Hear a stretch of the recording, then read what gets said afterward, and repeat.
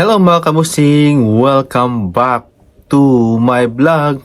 So for today's video nga mga kabusing, ang pag-uusapan natin ngayon ay ang Miss Universe Philippines 2025 mga kabusing, na kung saan naglabas na ng official photos mga kabosing ang candidates mga kabosing para sa kanilang Grace Glamour Evening Gown mga kabosing for this photo of Miss Universe Philippines 2025 mga kabosing, kung sino talaga yung nag-stand out sa kanilang pa-evening gown glamour Grace mga kabosing.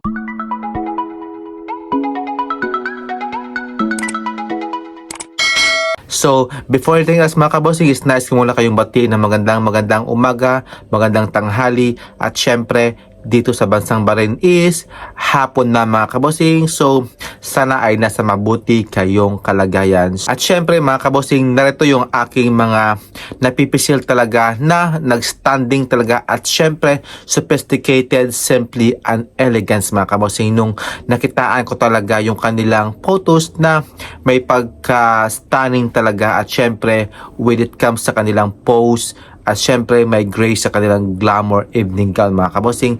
Let's begin with Baguio City. Napaka ganda mga kabosing ng kanyang evening gown. May paribon pa siya sa kanyang taas at syempre ang ganda talaga ng kanyang posing mga kabosing. At syempre yung hair niya parang pinataas talaga mga kabosing. Next naman si Benguet na ang ganda din ng kanyang gown nito. Simple lang pero may tassel talaga mga kabosing. Napakabagay talaga sa kanyang suotin. At syempre, andyan naman si Camiguin na naka-red gowns, balls, at sa gitna mga kabosing nga, very maganda talaga yung kanyang posing dito at bagay na bagay din sa kanya. Next naman si Iloilo City na grabe, ang ganda ng kanyang gown, para siyang isda talaga mga kabosing sa tubig. Kaya, kudos talaga sa kanyang team. Next naman si Laguna na naka-blue gown siya.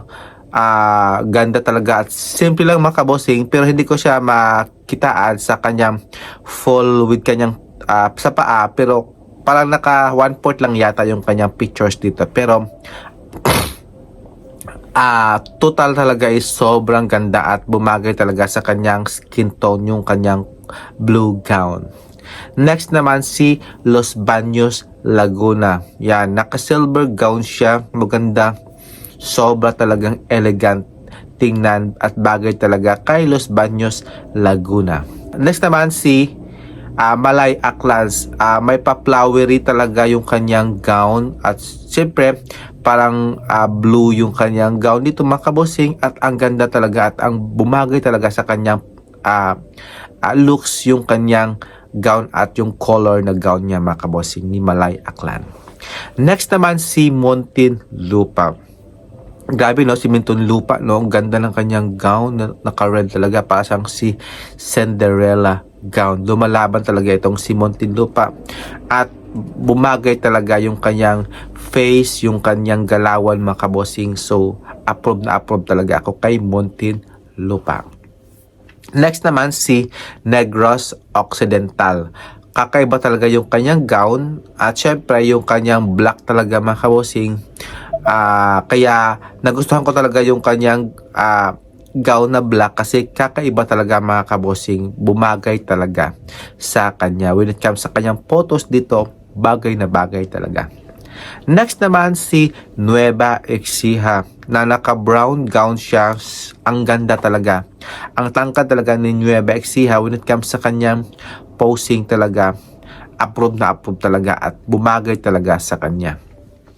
Next naman si Oriental Mindoro na naka-white gown siya at simple lang talaga yung gown niya, pero nadala na niya talaga ng maayos yung kanyang gown mga kabosing. Kaya approve na approve sa akin yung kanyang suot na white gown na sobrang simple lang talaga at silky.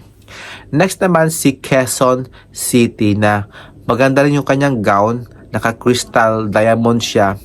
Approve na approve sa akin yung kanyang sinuot na gown, kaya kudos kay Quezon City. Next naman si Siniloan Laguna, naka-white and artistic talaga yung kanyang gown at walang ka-decor. Napaka simple na white lang at very elegant talaga at bumagay talaga kay Siniloan Laguna yung kanyang sinuot na white gown na walang ka-decor, sobrang plain lang talaga na white. Kaya approve na approve sa akin. Next naman si Pampanga. Grabe si Pampanga, no? Ang ganda din ng kanyang gown. Sobrang elegant din talaga tingnan at napaka simple lang to, pero lahat ng mga gown nito parang same lang, di ba, sa ibang kandidates, pero ito nadala niya talaga ng maayos yung kanyang gown, kaya approve na approve sa akin. So ayan mga kabosing, yung mga nakitaan ko talaga ng mga potential talaga when it comes sa kanyang pagsuot ng gown, yung kung paano niya talaga nadala yung kanyang sophisticated grace, glamour mga kabosing, at syempre kung sino talaga yung nag-stunning talaga sa pagsuot ng simple and elegant evening gown glamour mga kabosing sa Miss Universe Philippines 2025. So what do you think mga kabosing? Sino-sino sa mga napili ko talaga at yung mga napipisa nyo talagang pwedeng makakuha ng corona dito mga kabosing? So comments down below at please subscribe yung YouTube channel Arman Montoya Vlog. So see you, keep safe mga kabosing, have a nice day po, God bless, bye bye, see you.